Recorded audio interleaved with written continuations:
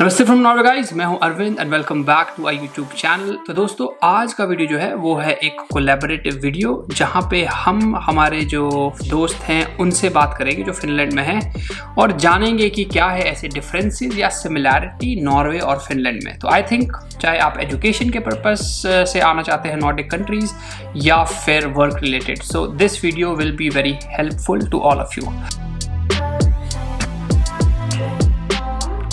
तो चलिए जी, वेलकम करते हैं कबीरा जी का इस कॉन्टेस्ट में। मतलब कबीरा जी नमस्ते। नमस्ते फ्रॉम फिनलैंड अरविंद जी। इतने टाइम बाद finally we are meeting, so nice to see you. And Shailaja को भी बहुत अच्छा लग रहा है। मैं बहुत टाइम से बहुत इंस्पायरिंग है आपका चैनल और काफ़ी कुछ बहुत बार देखा है, काफ़ी कुछ सीखा भी है आप लोगों से, सच्ची बताऊँ तो। और बस थैंक यू सो मच ही बोलना चाहूँगी कि हम लोग एग्री हुए और आप लोगों ने टाइम निकाला और एग्री किया कि हम कुछ ऐसा करते हैं। Exactly, क्योंकि आई थिंक मिशन सेम ही है, बस कंट्रीज अलग अलग है, right, to disseminate knowledge, so that is great. चलिए तो सीधे मुद्दे पे आते हैं कि फर्स्ट ऑफ ऑल थोड़ी इंट्रोडक्शन दीजिए अपने बारे में कि कौन है, कहाँ से हैं और कैसे पहुंचे आप फिनलैंड। अच्छा, तो मेरा नाम तो आपने बता ही दिया, मेरा नाम कबीरा है और हम ऑफ कोर्स मैं भी इंडिया से ही हूँ। हरियाणा के एक छोटे से शहर करनाल को वैसे बिलोंग करती हूँ और लगभग 3 साल पहले मैं फिनलैंड आई थी ऑन स्पाउस वीज़ा, जिससे आप बोल सकते हैं, या फैमिली टाइज वाले वीज़ा पे, यहाँ पर ऐसे बोलते हैं उस तरह को। तो उस बेसिस पे आई थी मैं अपने हस्बैंड के साथ। बट इसी उम्मीद से आई थी कि ऑफ कोर्स इस कंट्री में भी बहुत कुछ नया मिलेगा सीखने को एंड ऑफ कोर्स हम भी अपनी लाइफ अहेड लेके जा सकेंगे एंड प्रोफेशनली ग्रो करूंगी और पर्सनली ग्रो करूंगी। तो बस यही छोटी सी एक मेरी इंट्रोडक्शन है। फिर उसके बाद जब यूट्यूब चैनल पे देखा मैंने कि फिनलैंड में ज़्यादा नहीं है इतना मतलब लोगों ने बताया नहीं हुआ है फिनलैंड के बारे में, क्योंकि मुझे बहुत कंफ्यूजन थी जब मैं आई थी कि क्या लेके आना है, किस तरह की कंट्री रहेगी, क्या क्या चीज़ें होंगी। काफ़ी कुछ नया था मेरे लिए भी। पहला देश था जब फर्स्ट टाइम आई थी मैं बाहर। भाई हम तो देसी आदमी हैं तो फर्स्ट टाइम आए थे। हाँ इतने साल के, इतने टाइम के लिए, मतलब लंबे टाइम के लिए आना चाहते थे। तो बस यही था और फिर मुझे लगा कि क्यों ना मैं एक चैनल स्टार्ट करूं और लोगों को बताऊं एक तरह की इन्फॉर्मेशन कि किस तरह की ये छोटा सा और प्यारा सा देश है। बस उसी तरह से यूट्यूब का बस आगमन हो गया। सिलसिला, चलिए बढ़िया बढ़िया। आई थिंक इंटेंशंस आपकी बहुत सही हैं, क्योंकि exactly when people are planning to move out, तो फिर देखिए यूएस कनाडा ये सब जगहों पे तो they know quite a bit, but Nordic देश जिसमें ये 5 देश आते हैं, फिनलैंड, स्वीडन, नॉर्वे, डेनमार्क और आइसलैंड, तो ये है नॉर्डिक देश। तो इनके लिए ज़्यादा इन्फॉर्मेशन अवेलेबल नहीं है, तो आई थिंक अब हम जैसी जनता जो है इन्फॉर्मेशन दे रही है। चलिए तो आगे बढ़ाते हैं सिलसिला को। अगला क्वेश्चन जो है वो ये कि एजुकेशनल सिस्टम कैसा है फिनलैंड का। अगर आपको कोई उसका एक्सपोजर है तो प्लीज शेयर योर व्यूज। हाँ हाँ बिल्कुल। मेरे को इस चीज़ के बारे में एक्चुअली मैं जैसे एज अ स्टूडेंट नहीं आई थी, बट क्योंकि काफ़ी अब थोड़ा छोटा सा चैनल है तो उसके माध्यम से मैं काफ़ी स्टूडेंट से बात भी करती रहती हूँ, क्योंकि काफ़ी सारी क्वेरीज, बहुत सारे लोग हैं वो एज अ स्टूडेंट यहाँ पर आना चाहते हैं। तो क्वालिटी ऑफ एजुकेशन जो है फिनलैंड की वो जानी है, ऐसा नहीं है कि पूरे वर्ल्ड से कोई चीज़ वो छुपी हुई है। यहाँ पर education system in terms of quality wise मैंने सुना है काफ़ी अच्छा है। हाँ, कुछ जो इनके जो भी स्टडीज़ के जो कोर्सेज हैं वो कुछ जो है फिनिश के अंदर है काफ़ी सारे, लेकिन जो है अब इंग्लिश के अंदर भी है एंड स्वीडिश में भी है, क्योंकि 2 यहाँ की ऑफिशियल लैंग्वेजेस हैं। बाकी लोग जो स्टूडेंट्स हैं वो यहाँ पे मास्टर्स के लिए ज़्यादा आते हैं, और अगर पीएचडी के लिए आते हैं तो एज अ रिसर्चर अगर आते हैं तो वो एक तरह की जॉब मानी जाती है। हाँ बिल्कुल। नहीं तो यहाँ पे नहीं आते हैं, मतलब वो लोग अगर उनको फंडिंग मिलती है वो तभी उस हिसाब से यहाँ पर आते हैं। अगर फंडिंग नहीं मिलती है तो ऑफ कोर्स एक्सपेंसेस को कभी कभी इनकर करना काफ़ी मुश्किल हो जाता है। तो यहाँ पे एज अ पीएचडी या रिसर्च स्कॉलर जब लोग एज अ आते हैं, यहाँ पे काफ़ी इंडियंस आते हैं, मैंने बहुत सारे इंडियंस को देखा है वो एज अ रिसर्चर आते हैं, तो एज अ जॉब वो यहाँ पे मानी जाती है। सो इन माय ओपिनियन बाकी जो जिस तरह की मतलब स्टडीज़ हैं, जैसे इंजीनियरिंग को लेकर होगी, डेटा साइंस को हो गई, आर्टिफिशियल इंटेलिजेंस हो गया, ये सारी जो बहुत ज़्यादा बूमिंग इंडस्ट्री है, मतलब बहुत बहुत ज़्यादा बूम करी, तो ये वाली स्टडीज़ के लिए भी बहुत ज़्यादा स्टूडेंट्स यहाँ पर आते हैं। हाँ जी, हाँ जी, एग्जैक्टली। तो मैं एक आपको फन फैक्ट बताता हूँ। मैं एक कॉन्फ्रेंस में गया था, तो मेरा जब मैं पीएचडी के दौरान था, तो मेरे प्रोफेसर के कलीग हैं वो फिनलैंड से हैं। तो फिर उन्होंने he told me about the educational system कि it's very good and Nordics में सबसे ज़्यादा सैलरीज अगर एकेडमी में मिलती है तो वो फिनलैंड में मिलती है।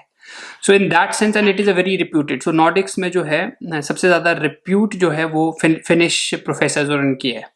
और यहाँ की जो अच्छा कुछ एक यूनिवर्सिटीज़ है, लाइक आल्टो यूनिवर्सिटी है, that is also one of the best knowns. Nordics में KTH Stockholm and Aalto, they are I would say at par, बहुत हाई लेवल की। फिर नॉर्वे की एनटीएनयू आती है और डीटीयू डेनमार्क की। So I mean these are the primary universities. तो अब मेरा कोई डायरेक्ट एक्सपोजर नहीं रहा है, neither as a researcher nor but borrowed है। और मेरे एक बहुत अच्छे दोस्त हैं जिन्होंने वहाँ से टेम्पररी यूनिवर्सिटी से मास्टर्स करी है। So he also tells me quite a bit of things that it is good and like that. So no, I mean, no negative points for that. So it's very good. हाँ, जी, बिल्कुल, क्योंकि जो भी मैं भी जिनसे भी थोड़ा बहुत इंटरैक्शन किया है अगर, तो सब लोग यही बोलते हैं कि एक तो स्टूडेंट्स के बेनिफिट्स काफ़ी ज़्यादा अच्छे हैं, और जैसे जो लोग पीएचडी के लिए स्पेशली आते हैं, वो एज़ अ यहाँ पे जो एक जॉब करने के पर्सपेक्टिव से जिस तरह से आते हैं, जो टाइप ए वीज़ा हम बोलते हैं, जो उसके बेनिफिट्स मिलते हैं, वो एज़ अ पीएचडी स्कॉलर को भी मिलते हैं, सेम चीज़ें होती हैं। और अगर वो अपने स्पाउस के साथ आते हैं, तो उनको फुल टाइम जॉब करने का मौका मिलता है, अनलाइक जो मास्टर्स या बैचलर स्टूडेंट्स को मिलता है। तो वो सारी फैसिलिटीज़ जो है एक पीएचडी स्कॉलर के साथ अगर कोई आ भी रहा है फैमिली के बेसिस पे भी, उसको सारी वो फैसिलिटीज़ मिलेगी जो एक आम इंसान को मिलेगी, जो एक टाइप ए वीज़ा पे या जो वो जॉब के सिलसिले वाले जो वीज़ा पे आ रहा है। तो ये मुझे चीज़ बहुत अच्छी लगी यहाँ पर कि एज़ अ पीएचडी अगर आप आ रहे हो, तो आप एक as a job he consider उसे कर सकते हैं। दोस्तों, कई वीडियो में मैंने नॉर्वे से रिलेटेड पीएचडी के ऑलरेडी 2 वीडियो बनाए हैं और उसमें ये बताया है कि जब आप एज अ पीएचडी आते हैं नॉर्वे में, then you are an employ of the university. So अभी कबीरा जी भी बता रही हैं कि फिनलैंड में भी ऐसा है। सो आई बिलीव ये पूरे नॉर्डिक्स का जो ये है, it is kind of a similar I would से एक आर्किटेक्चर है जहाँ पे कि पीएचडी को ट्रीट किया जाता है एक एम्प्लॉय, एंड यू आर, आप पीआर के लिए, स्पेशली नॉर्वे में, you qualify for PR after 3 years working in Norway. तो अब मेरा एक क्वेश्चन आपसे है, अगली है जी कॉस्ट के बारे में। तो नॉर्वे तो is one of the costliest देश, सब जानते हैं। तो फिनलैंड में क्या है, मतलब कि आपका एक्सपीरियंस कैसा रहा है? Is it like very cost? अंडे कितने के, आप ये बताइए सबसे पहले। 1 दर्जन अंडे कितने के हैं? 1 दर्जन अंडे मेरे को लगता है 3.5 यूरो के तो होंगे। हाँ, 3.5 यूरो तक के हैं। नहीं, दर्जन 12 हुए ना? हाँ, 3.5 यूरो के हैं। हाँ जी, हाँ जी। तो महँगे हैं। अभी तक वो मेरा गया नहीं है इंडियन रुपीस में कन्वर्ट करवाना, थोड़ा टाइम लगेगा। 5 साल लगते हैं आराम से, 5 साल, इट्स वेरी हाँ, डिफिकल्ट टू लग गो। जाएंगे। मेरा अब जाके गया है। अच्छा। तो आप ये बताइए, मंथली एक्सपेंसेस कितने हो जाते हैं? एक मतलब आप मतलब आप, you are just a family of 3, तो कितना हो जाता है अप्रोक्सीमेटली? अब अगर मैं टोटल, मतलब अगर मैं खाने पीने की बात देखो, अगर खर्चा खाने पीने की बात करूं, तो 400-500 यूरो बहुत आम बात है, उसमें आपका हो जाएगा। क्या खाने पीने को तो बहुत सारा कुछ है, आपको भी पता है, वो लिमिटलेस है वो चीजें। बट ये कि मुझे लगता है कि आराम से 400-500 में बहुत आराम से खाना पीना हो सकता है। उसके अलावा अगर रहने की बात करूं, तो 1000 यूरो से लेकर 1200 यूरो तक हेलसिंकी सिटी के अंदर या फिर एस्पो के अंदर जो है एक्सपेंसिव है थोड़ा सा। तो 2 बेडरूम या 1 बेडरूम जो है, नहीं, 2 बेडरूम जो है वो 1000 से 1200 यूरो के बीच में आ जाता है खर्चा। बाकी पानी एक्स्ट्रा लगता है 10 से 15 यूरो पर बंदे का। इलेक्ट्रिसिटी अपनी होती है जिसका बिल वही 20 से 30 यूरो आता है पर मंथ का। और ऑफ कोर्स डिपेंड करता है आप कितना यूटिलाइज कर रहे हो उसे। बट इतना मोटा मोटा खर्चा मैं बोल सकती हूँ, अगर टोटल बोलूँ तो 1500-1600 रुपए का खर्चा है आराम से, बहुत आराम। अच्छा, और फिनलैंड में यूरो चलते हैं? हाँ, यूरोस चलते हैं। हाँ, लाइक क्योंकि ये स्कैंडिनेविया में, देन आई थिंक राइट कि नॉर्वे में नॉर्वेजियन क्रोन है, डेनमार्क में डेनिश और स्वीडिश में तो यहाँ क्रोन है। ओके, चलिए, तो 1500-1600 तो आई थिंक इतना ही नॉर्वे में भी है, मतलब थोड़ा ही ज्यादा होगा, 100-200 यूरो ज्यादा होगा, but so then it is almost similar I would say. इतना भी ज्यादा बदनाम किया हुआ है नॉर्वे को देन। और सैलरीज की बात करें तो सैलरीज कैसी है फिनलैंड में? जैसे अगर मैं स्टूडेंट्स की बात करूं, अगर वो जो है पार्ट टाइम जॉब्स अगर वो करते हैं, तो उनके अंदर मैंने जो सुना है वो 10 से 12 यूरो पर घंटे का उनका प्राइस रहता है। ऑफ कोर्स टैक्सेस के बाद नहीं बोल रही, टैक्सेस से पहले की बात कर रही हूँ मैं। बट जैसे आईटी फील्ड्स हो गई या मोस्टली आईटी फील्ड्स हो गई, उसके अंदर वही 2500 यूरो या 3000 यूरो से 4000 यूरो के बीच में पर मंथ हो सकता है।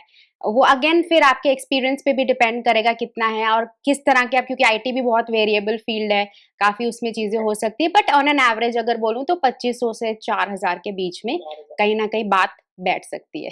तो दोस्तों, अभी जो कबीरा जी फिनलैंड के बारे में बता रही है, आप अगर सोच रहे हैं कि भैया नॉर्वे में क्या है, तो उसके रिलेटेड हमारे ऑलरेडी बहुत से वीडियो हैं। बट हाँ, इन्हीं क्वेश्चंस के स्पेसिफिक आंसर्स नॉर्वे से रिलेटेड जो है वो आपको इनके चैनल पे एक वीडियो हम शूट कर रहे हैं, वहां पे मिल जाएंगे, राइट? तो अभी मतलब हमारे चैनल के लिए इट्स लाइक फिनलैंड का पर्सपेक्टिव हम दिखा रहे हैं, और अगर आपको नॉर्वे का पर्सपेक्टिव देखना है तो आप इनके चैनल पे जा सकते हैं। तो अब अगला क्वेश्चन जो मैं इनसे पूछना चाहता हूँ वो है कि भैया नॉर्डिक जो है वो भी एक तरीके से बदनाम है बैड वेदर के लिए, तो क्या ये फिनलैंड में भी इज इट ट्रू? 100% ट्रू है ये बात। इसमें कोई दो राय नहीं है कि यहाँ पर भी वही सेम रौला है जो होता है, और जिसके लिए आपने बोला बदनाम है, बिल्कुल long winters, short summers and horrible horrible winters, काफी ज्यादा बुरे हाल है। जो लोग भी ये चीज सोचते हैं, खैर आप तो शिमला से हैं, आप मेरे को ज्यादा बता सकेंगे उसके बारे में, पर जो लोग भी सोचते हैं ना कि जैसे सपोज हम जैसे पहले इंडिया में थे तो हम लोग ये चीज सोचते हैं कि भाई जाएंगे ठंडे वहां पे देखेंगे, बर्फबारी देखेंगे, 2 दिन की चांदनी अच्छी लगती है, बर्फ बर्फ बर्फ, उसके बाद बहुत गुस्सा चढ़ता है कि ये बर्फ कब जाएगी, इतनी ज्यादा ठंड हो गई है, कोई काम नहीं हो सकता क्योंकि सारा कुछ खुद करना है। इवन ग्रोसरी लेने जाने के लिए भी बहुत ज्यादा दिक्कत होती है कि अगर सपोज आपके पास गाड़ी वाड़ी नहीं है, क्योंकि सबके पास तो नहीं हो सकती गाड़ी, क्योंकि यहाँ पे गाड़ियां पालना भी तो कौन सा आसान है, तो बहुत मुश्किल है। पब्लिक ट्रांसपोर्ट चाहे बहुत ज्यादा अच्छा है, ऐसा नहीं है, टाइम पे चीजें चलती है, पर फिर भी जब वो कड़ाके की ठंड पड़ रही होती है ना, ठंडी हवा जब मुंह से चिढ़ती भी जाती है तो बहुत गुस्सा चढ़ता है। तो यहाँ पे भी वही हालत है। यहाँ पे भी सेम हालत है, वही डार्कनेस की बहुत ज्यादा प्रॉब्लम है। जब आप सुबह उठते हो, ऑफिस जाते हो तो रात होती है, वापस आते हो तो रात होती है, और जब ऐसे गर्मी वाला सीजन होता है, जैसे आप जून चल रहा है, तो रात ही नहीं होती है, तो फिर नींद की प्रॉब्लम होती है। तो ये सारे हाँ हाँ, तो ये सारे चैलेंजेस है, मतलब जो लोगों ने सुना है वो हम आपने और हमने प्रैक्टिकली एक्चुअली उनको फेस किया है कि ये सारी चीजें यहाँ पर होती है। तो ये बात सच है कि यहाँ पे जो एक्सट्रीम टेम्परेचर्स है वो होते ही होते हैं। अब एक प्रॉब्लम जो मतलब जनता पूछती है हमसे वो ये है कि रेसिज्म हुई है आपके साथ, तो आपका क्या इस पे कहना है कि how has been your experience in Finland? In Finland मेरे साथ पर्सनली आज तक कभी मैंने रेसिज्म को फेस नहीं किया है, बट मेरे को लेकिन ये भी चीज लगती है कि रेसिज्म का अपना खुद का ना अलग अलग डेफिनेशंस हैं। मतलब किसी को किस पॉइंट पे लग जाए कि ये रेसिज्म है, और मुझे लगता है कि बाहर के देशों को वैसे भी हम लोग ना, क्योंकि हमें अगर लगता है कि कोई हमसे अच्छा ट्रीटमेंट नहीं कर रहा है, उसने गंदे से बात कर दी, अगर वो स्पेशली उस पर्टिकुलर कंट्री का नेशनल है, तो हमें लगता है कि हमारे साथ रेसिज्म हो गया। तो ऐसा नहीं होता है। मुझे लगता है कि रेसिज्म के अपने खुद के एक हर एक के लिए, जैसे मैंने बोला, अलग डेफिनेशन है, बट मेरे साथ कभी भी नहीं हुआ है। मैंने तो यही महसूस किया, यहाँ पे लोग बहुत ज्यादा पोलाइट हैं, और जैसे यहाँ की लैंग्वेज जो है वो फिनिश है।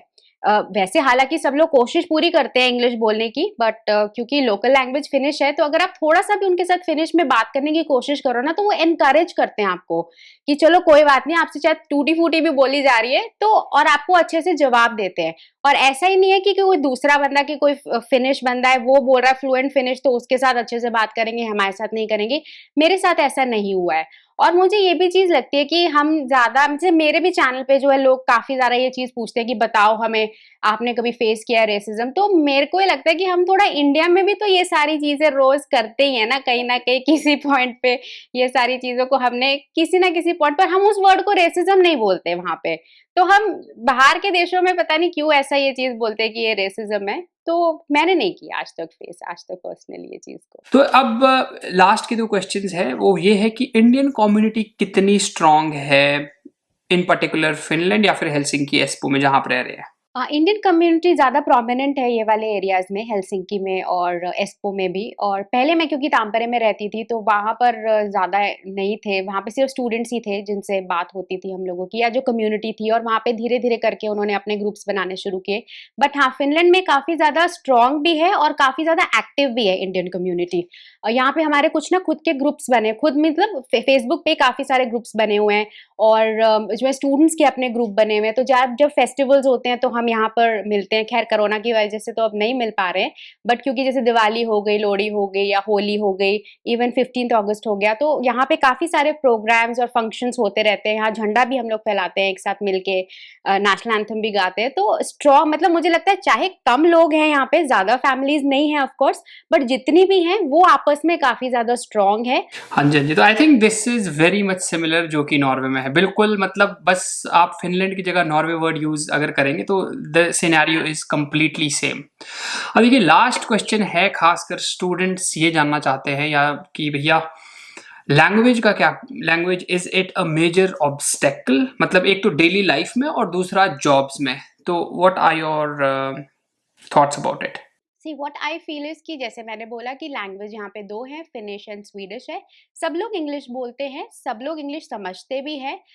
बट अगर मैं हेलसिंकी की बात करूँ या एस्पो जैसे एरिया की बात करूँ, तो यहाँ पर आपको इन टर्म्स ऑफ जॉब्स जो है लैंग्वेज बैरियर इतना ज़्यादा नहीं मिलेगा। बट हाँ, जो भी सर्विस रिलेटेड जॉब्स है, सपोज अगर आपको स्टोर पे वर्क करना है या आपको ग्रोसरी स्टोर पे वर्क करना है या आपको अगर मेडिसिन शॉप पे वर्क करना है या कोई गारमेंट्स की शॉप पे वर्क करना है, तो आपको ऑफ कोर्स फिनिश आनी चाहिए उसके लिए।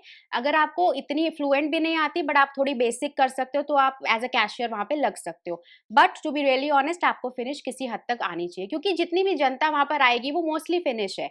तो वो एक्सपेक्ट करते हैं आपसे कि आपको थोड़ी बहुत फिनिश आनी चाहिए। That is one point.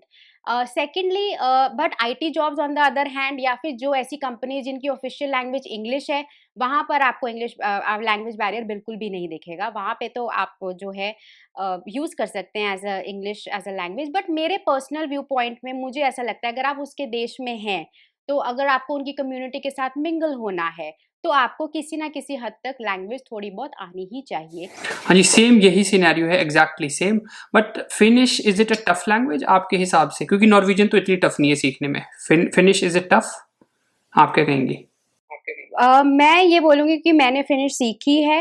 मैंने 1 साल का कोर्स किया था उसके अंदर, और मैं बोलूँगी कि it's not impossible to learn the language. Yes, it is tough. It is also tough for Finns. ऐसा नहीं है कि सिर्फ़ हम लोगों के लिए टफ है, क्योंकि बहुत सारे रूल्स हैं, ग्रामर है, वो सारी चीज़ें तो होती है, प्लस एक एज फैक्टर भी रहता है to grasp and learn the language. मैं बोलूँगी टफ है, बट इम्पॉसिबल नहीं है। यहाँ पे बहुत सारे जो है स्कोप है लैंग्वेज को सीखने के लिए। बहुत सारे ना कैफ़ेज़ होते हैं जहाँ पे लोग फ्री में, बहुत सारे फिन्स जो है वो फ्री में आके वहाँ से आपसे वार्तालाप करते हैं। आप कॉफ़ी पी सकते हो, आपके साथ बेसिक लैंग्वेज धीरे-धीरे बात करते हैं वो लोग। तो वो उन्होंने खुद ही इस तरह के चैनल्स बनाए हुए हैं कि अगर आप यहाँ पर इंटरेस्टेड हो सीखने के लिए, तो मुश्किल नहीं होगी आपके लिए। सो जैसे मैंने बोला, टफ है बट इम्पॉसिबल नहीं है लैंग्वेज। तो चलिए अब देखते हैं कि कबीरा जी की फिनिश कैसी है। मतलब प्रेशर मत लो आप, आपकी अच्छी होगी। बट आप किस प्रोफिशिएंसी लेवल पे अपने आप को मानते हैं? Like B1 B2? हाँ, मैं B1 B2 मानती हूँ। B1 B2, हाँ मैं भी वही मानता हूँ अपने आप को। तो आपने तो अच्छी प्रोग्रेस कर ली, 3 साल में B1 B2 पहुंच गए आप। तो हाउ डू यू से इट कि मेरा नाम कबीरा है और मैं करनाल से हूँ? Maulen Kabira, matulinin tiasta ja munonni mention Kabira ja mitä sinä sanoit? तो यहाँ पे तो सिंपल बोलते हैं, jag heter Arvind और jag kommer från India। यहाँ पे jag heter Arvind और jag kommer från India, that's it। तो दोस्तों इन अ नटशेल जो की जिस्ट है वो ये है कि नॉर्वे और फिनलैंड में कोई इतना ज़्यादा डिफरेंस नहीं है, आई थिंक सो, राइट। तो देखिए बाकी आपके कुछ और क्वेश्चंस हैं तो आप कबीरा जी से पूछ सकती हैं। तो इनका जो यूट्यूब चैनल है वो है कबीरा खन्ना के नाम से, आपको भी स्क्रीन पे दिख रहा है। So you can definitely subscribe करें इनके चैनल को, क्योंकि ये भी बहुत इन्फॉर्मेटिव वीडियोस बनाती हैं। और साथ ही साथ आप इन्हें इंस्टाग्राम पे भी फॉलो कीजिए, जो इनका वेब पेज, सॉरी जो इनका आपको इंस्टाग्राम पेज दिख रहा है उस पे जाइए और फॉलो कीजिए इन्हें, क्योंकि वहाँ पे भी अपडेट्स डालती हैं। And you can definitely ask your queries via Instagram messenger. तो होपफुली दोस्तों आपको ये वीडियो इन्फॉर्मेटिव लगा होगा। लगा है तो आपको पता है क्या है आगे की द रिचुअल क्या है कि लाइक शेयर सब्सक्राइब करें। एंड थैंक यू कबीरा जी। और अगला वीडियो आ रहा है कबीरा जी के चैनल पे। सो नमस्ते from Norway. Namaste from Finland.